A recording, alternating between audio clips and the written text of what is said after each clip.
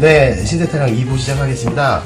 저희가 방금 전에 북한산에서 기도를 마치고, 그리고 공수채 연습도 하고, 그 다음에 좋은 풍경도 보고, 그러고 내려왔습니다. 각자 다녀온 소감을 좀 듣고 싶은데 어떠신지 도현아 씨부터 말씀해 주시겠어요? 배가 많이 아프네요. 왜요? 하도 소리 질러서. 단전으로 이렇게 소리를 낸다는 게 사실 머리로는 이해를 하는데 실제로 해보니까 참 쉽지 않네요. 네, 맞아요. 다비준현님은 어떠셨어요? 저는 이제 오늘은 짧게 갔다 왔잖아요. 저희 급하게 가느냐고. 다음번에는 한번 와서 정식으로 기도를 해보고 싶더라고요. 너무 맞아요. 자리가 맞아요. 좋더라고요. 참선하기 너무 좋아 보여요. 네. 맞습니다. 너무 좋은 기도처 알려주셔서 감사합니다. 그리고 그 천사신당 형님께서 기도 끝나고 오는 길에 그 바위가 얼마나 큰지 한번 보여주겠다고 말씀하셨는데 뒤에서 보니까 저희가 봤던 그 앞에랑 차원이 다르게 어마어마하게 크더라고요. 항산의 옛날 어르신들이 항상 하시는 말씀 있잖아요. 빙산의 일각이다. 조금만 봉우리가 보여도 그게 땅 밑으로 해서 굉장히 많이 박혀있는 그 어마어마한 거라고 하잖아요. 적절한 비유인 것 같습니다. 저는 뭐 그 자리를 갈고 닦아주신 그분한테 정말 감사드립니다. 오늘 너무 좋은 기도도 알려주셔서 감사합니다. 자, 오늘 저희가 다룰 주제는 동지입니다. 네. 양력 12월 22일이 동지거든요. 혹시 맞아요. 동지에 대해서 알고 있는 내용들이 있으면 한번 얘기를 해봤으면 합니다. 팥죽 먹는다. 아, 그렇죠. 팥죽 먹는다. 저도 마찬가지예요. 예, 많이 드실 것 같아요. 전 팥을 못 먹습니다. 아, 그래서 저는 기억이 팥죽을 열심히 써서 뭐 기도 올리고 뭐 벽에다 찍고 이런 기억이 있는데요. 너무 힘들어요. 근데 원래 저희들 쪽에서는 옛날에는 그렇다잖아요. 원래 동지가 우리가 막 신정을 지내고 구정을 지내고 하면은 그게 한 해가 해 운이 바뀌는 그렇죠. 거를 알고 있잖아요. 근데 원래 예전에는 동지가 그 해의 다음 해로 지나가는 그 해래요. 맞아요. 그래서 옛날에는 자달이잖아요. 맞아요. 작은 설이라고 했습니다. 네. 동지에 이제 팥죽을 써먹는 이유를 다 아시죠? 네. 네. 에고. 동지는 밤과 낮의 길이를 비교를 해보면 네. 밤이 가장 길고 그 다음에 낮이 가장 짧은 그렇죠. 절기가 동지입니다. 그래서 낮에 가장 약한 기운을 북돋기 위해서 그때 붉은색의 팥죽을 써서 팥죽을 해먹고요. 그리고 속설에 의하면 붉은색은 이제 귀신을 내쫓는다는 그렇죠. 네. 양기가 창궐하면 음기가 물러나기 때문에 동지팥죽을 써먹는 이유가 거기 있고요. 그 다음에 새알 있잖아요, 새알. 네. 새알을 만들어 넣는 이유가 그게 태양을 상징합니다. 네. 그래서 이제 동지가 우리의 작은 설처럼 예전에는 그렇게 많이 지냈는데 요새는 의미가 많이 퇴색이 됐죠. 근데 우리는 그러면 그거 팥죽을 먹으면 안 되겠네요. 귀신을 쫓으니까. 귀신은 쫓지만 신령님은 쫓지는 않아요. 신령님은 그렇다고 해서 가지는 않으세요. 잡기를 쫓는 거죠. 아니 저희는 귀신 때문에 먹고 사는데 본인이 모시고 계신 신령님은 안 나가시니까요. 많이 드시고. 그 얘기한 게 아니고요. 예. 안 오실까봐. 잡기를 내쫓는 거니까. 그러니까 좋지 못한 신들, 그러니까 귀신이죠, 사실. 그다음에 도깨비, 그렇죠. 인간에서 얘기한 도깨비, 허주, 뭐 이렇게들 얘기를 하는데 그런 잡기들은 그런 붉은색, 양기가 창궐하면은 물러난다는 속설이 있기 때문에 동지 팥죽을 붉은색을 쓴다는. 그럼 도깨비가 잡신인가요? 예, 도깨비. 도깨비 신령도 모시는 분들 있잖아요. 예. 근데 도깨비는 잡신으로 봅니다. 예. 허주가 원래 도깨비예요. 도깨비 장난이 그렇게. 어느 기도터에 가면 도깨비당을 또 모셔놓은 곳이 있더라고요. 그런데 그게 달라요. 그냥 도깨비, 옛날에는 도깨비 불 뭐 이렇게 하잖아요. 근데 우리 무속에서, 그러니까 어쨌든 무속이니까, 무속에서의 그 도깨비는 잡신이라기보다는 굉장히 신격화되어 있어요. 그럴 수도 있고. 근데 그 두 가지가 다 틀리진 않아요. 다 맞아요. 근데 분류가 좀 되는 것 같아요. 도깨비여도 그냥 왜 우리가 금나라 뚝딱, 은나라 뚝딱 그런 도깨비를 생각을 하시잖아요. 근데 그런 도깨비와 또 그러지, 예, 우리가 옛날에 그 도깨비 불이라고도 하고 왜 자기 왜 사람 홀리는 그런 도깨비와 그게 같은 도깨비지만 뭐라고 그래야 되죠? 가른다고 하면은 다름도 달라요. 도깨비 종류 우리가 여러 가지가 무속에서 신으로 모시는 도깨비와 그렇게 사람을 홀려서 뭐 나쁜 짓 혼을 하고. 빼고 뭐하고 하는 그런 도깨비와는 달라요. 도깨비 얘기가 나왔으니까 생각나는 얘기를 하나 해드리면 네. 우리가 그 매력이라고 하잖아요. 네. 이 매자가 도깨비 매자입니다. 그래서 도깨비처럼 사람을 끌고 들어오는 그런 힘이라 해서 매력인데요. 이 매력에는 크게 3단계가 있어요. 세 가지 매력의 단계가 있는데 첫 번째 미, 선, 진, 그러니까 진선미의 매력이 있다고 보시면 돼요. 미의 매력은 우리 가비신녀님이나 보현아 씨처럼 아주 예쁘신 분들이 계시면 감사합니다. 이렇게 다른 남자분들이나 큰일 났다. 이렇게 이성들이 몰려다니잖아요. 저희는 네. 절대로 얼굴 공개 안 할게요. 신비감주의. 그러니까 왜 연예인들이나 이런 분들 보면 이렇게 주변에 많은 사람들이 모이지 않습니까? 네. 이게 이제 미의 매력이고요.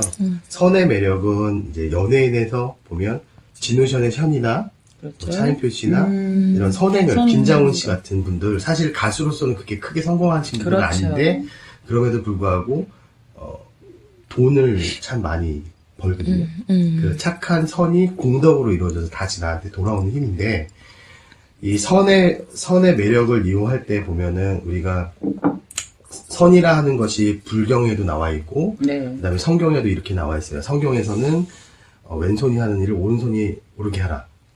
그다음에 불경에서는 주는 마음에 미련이 없어야 된다 이런 얘기가 맞아요. 있어요. 그래서 진정한 선이라 하면 대가를 바라지 않고 하는 행위를 선이라고 하거든요. 네. 그래서 그 선의 공덕이 있고요. 그다음에 마지막에 진의 매력이라는 게 있는데 이 진의 매력은 영성적 매력이라 그래서 시공간을 초월하고 저 사람과 몸을 섞지 않아도 내 모든 걸 줘도 아깝지 않은 그런 매력인데 보통의 종교적인 지도자나 최근에 김연아 씨 같은 경우에 그 진의 매력을 갖고 계셨습니다. 뭐 동지 얘기하다가 여기까지 왔는데 혹시 천산 선생님 뭐 다른 얘기 하실 게 있으신가요? 아니 뭐 도깨비 얘기를 하니까 네. 네, 남산 도깨비라고 아, 예, 유명하시죠. 거기 뭐 그분은 되게 유명하고 네. 거기 그 도깨비가 주신으로 네. 하신다고 알고 있는데 그 잡신이라고 말씀하시니까 뭐 저도 자세한 내용은 이제 보현아 씨가 말씀하신 대로 도깨비 종류도 여러 종류가 있다고 하시니 그렇게 이해하면 될 것 같습니다. 자, 그 동지가 우리가 알고 있는 양기가 가장 강하게 시작하는 의미에서 그러니까 힘의 세기로 보면 동지가 가장 양기가 강하게 솟구쳐 오르는 시간이에요. 시간이나 계절로 보면. 그러니까 무슨 얘기냐면 음기가 컴컴한 어둠 속에서 빛을 켰을 때 그 세기가 가장 크게 나타나는 것처럼 네. 그때 양기가 가장 강하게 올라와요. 그래서 양기가 첫 번째로 솟는다 그래서 자월의 시작인 거죠. 명리에서. 그러니까 지지의 시작은 자월부터 시작하는 게 네. 이때부터고요. 그 다음에 이제 페르시아 제국이 있었는데 그 페르시아 제국에 조로아스터교라는 게 있어요.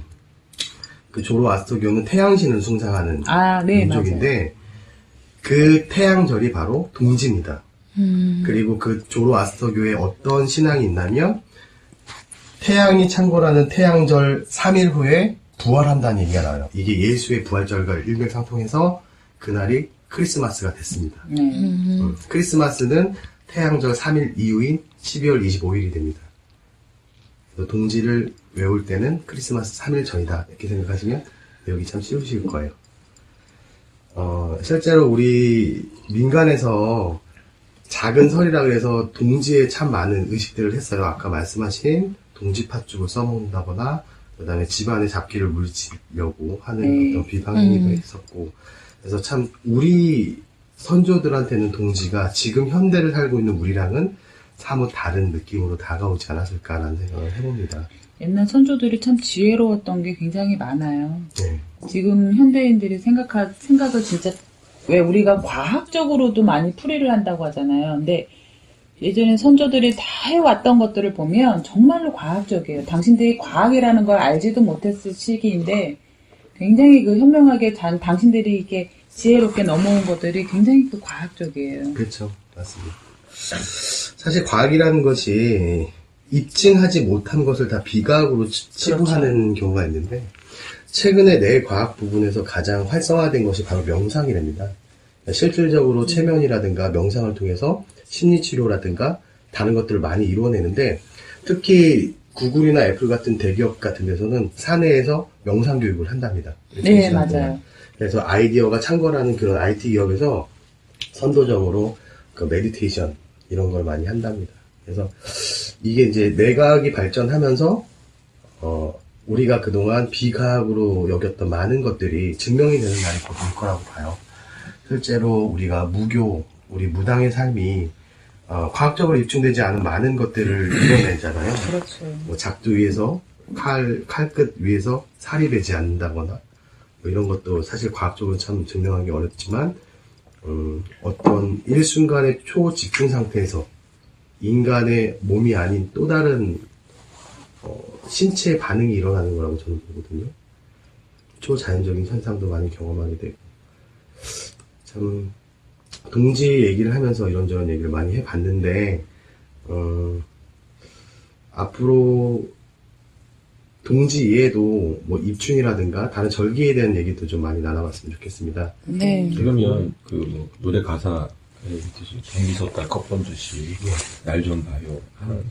동지섣달에 꽃을 보기가 어렵지 않습니까? 그러니까 귀하다는 거죠. 그러니까 자축월에 병화를 보는 거예요. 그러니까 그런 사주는 사실 귀한 사주예요. 그렇죠. 귀하게 봐달라 이거죠.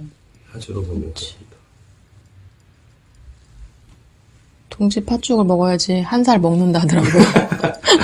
이번에 돌아오는 동지에는 다 같이 팥죽을 네.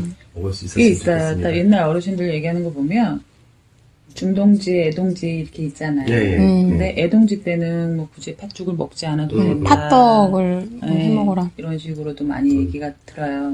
팥죽을 좋아하시는 분들은 드셔도 됩니다. 실제로 팥죽을 이렇게 해보면 설탕 많이 들어가서 설탕을 넣습니까? 예. 그렇지. 안 그러면 맛이 없어서 그걸 먹으려고 써요? 예, 먹죠. 저는 먹어요. 어디 바르십니까? 예, 저는 뭐 벽에도 처박고 저는 그냥 신령님한테 올려드리고 신도들하고 같이 나눠 먹고. 아, 저는 또 그런 얘기를 들은 적이 있었어요. 동지도 이제 애동지다, 중동지다 할 때, 노동지 이렇게 있잖아요. 예, 예. 네. 애동지 때는 왜 아이들로 인한 재난들이 많이 일어나고, 중동지 때는 우리 중년들이라든가 젊은 사람들에 대한 그 재난이 많이 일어나고, 뭐 노동지 때는 또 어르신들의 또 많이 이제 왜 우리가 막 예를 들면 예전에 가슴 아픈 얘기지만 세월호가 있잖아요. 예. 그때 세월호가 일어났을 때 애동지였어요. 그런 식으로 해서 그 텔레비나 TV나 이런 데 크게 이슈가 되었을 때 가만히 그거를 갖다가 되뇌어서 보면 그게 애동지였느냐 중동지였느냐 그런 게 많이 좀 맞아 떨어졌던 것 같아요. 이게 속설일 수도 있지만 예전 어르신들한테 그러니까 구만신이라고 하죠. 옛날 어르신들한테 그런 얘기를 많이 들었어요. 그래요. 모르던 사실인데 이번 동지부터는 그런 걸 좀 꼼꼼하게 챙겨볼 필요가 있을 것 같네요. 예, 제가 예전에 그런 얘기를 많이 들어서 그 해 애동지, 중동지 이렇게 해다 그러면 큰 이슈화가 됐을 때 예를 들어서 노인으로 인한 문제라든가 재난이라든가 이렇게 있을 때도 가만히 보면 그게 많이 맞아 떨어지더라고요. 실제로 뭐 중국 주나라 때부터 동짓날에는 천지신과 조상에 대한 조상의 영에 대해서 제사를 지내기도 했고 네. 동국 세시지기에 의하면 동짓달은 아세라고 했고 민간에서는 작은 설이라고 해서 이때 크고 작은 민간 행사들을 많이 주최를 했다고 합니다. 네. 그리고 아까 말씀하신 대로 동지를 지나야 한 살이 더 먹는다는 얘기도 있고요. 같은 얘기로 팥죽을 먹어야 진짜 한 살을 더 먹는다. 야, 저는 안 먹겠습니다. 그래도 나이는 먹더라고요. 그렇죠. 떡국도 안 먹는데요.